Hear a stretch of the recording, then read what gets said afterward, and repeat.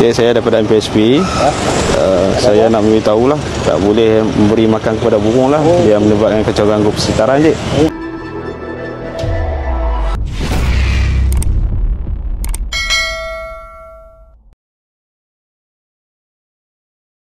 Niat baik seorang warga emas yang kelihatan memberi makan kepada burung di sebuah lokasi awam berakhir dengan satu tindakan dikenakan kompaun penguat kuasa mengundang rasa kurang senang orang ramai.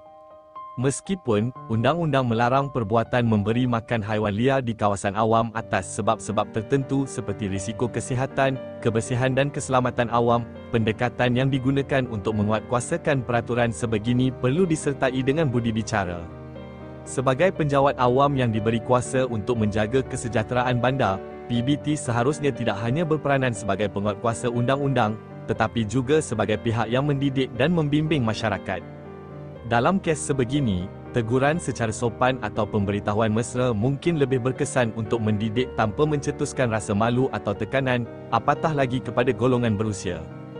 Tindakan terus mengeluarkan kompaun terhadap seorang pakcik yang hanya berniat baik memberi makan burung tanpa ancaman nyata kepada orang awam boleh dilihat sebagai keterlaluan, tidak berperi kemanusiaan dan mencemarkan imej PBT sendiri.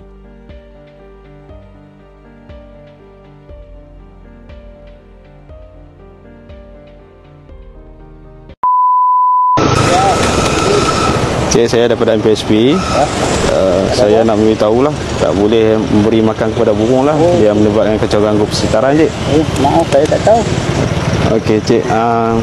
Kita akan cik membuat kesalahan ni di bawah Akta Jalan Parit dan Bangunan lah 1974, bawah Seksyen 47-1-G lah.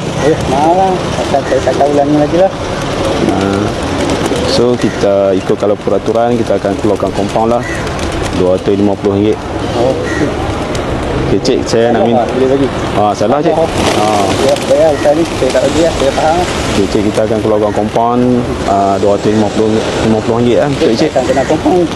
Benar, cik. Ini peraturan, cik. Tolong minta IC, cik.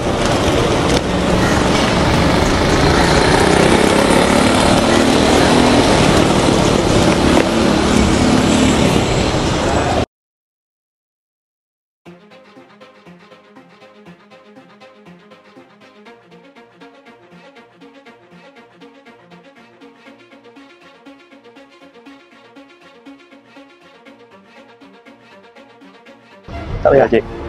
Okey, kompaun ni, cik, kena boleh buat bayaran di Majlis Bandar Sembang Perairan, Jalan Podar, cik.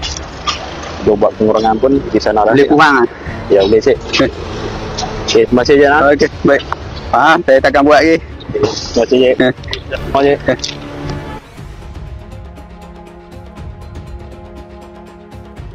Hari ini kita ada buat tentang risalah lah berkenaan dilarang memberi makan burung pati. Ya, kita harap encik orang awam tak bagi makan burung pati lah. Pengetahuan untuk you lah. Okay. Boleh baca? Boleh baca, Nak beri makan kepada burung lah, no. Dia boleh buat tindakan jadi kompaun jadi RM250. Okey lah, salah sikit lah untuk berkaitan burung pati ni. Jangan dia buat menyakit. Okey. Selamat pagi. Saya daripada MPSP. Saya nak bagi risalah berkaitan dengan burung pati lah. Dia burung pati ni kita tak boleh memberi makan kepada burung lah.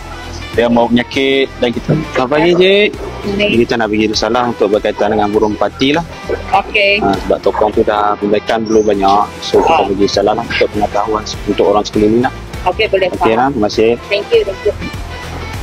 MPSP kita nak bagi risalah sikit lah. Kita burung pati yang memberi makan kepada burung pati lah. Okey. Dia boleh jadi tindakan undang-undang lah. Okey lah. Terima kasih. Ada kereta kena banyak tak betah tu. Itulah, so sekarang kita buat cakapan dah lah. Yalah maju.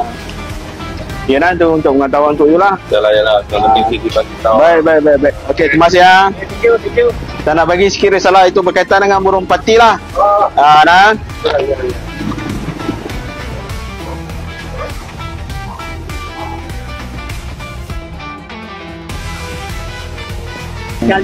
Sana ada orang bagi makan lah.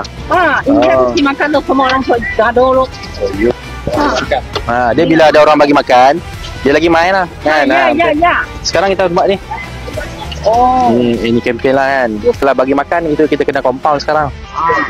Dilarang Memberi makan kepada burung merpati.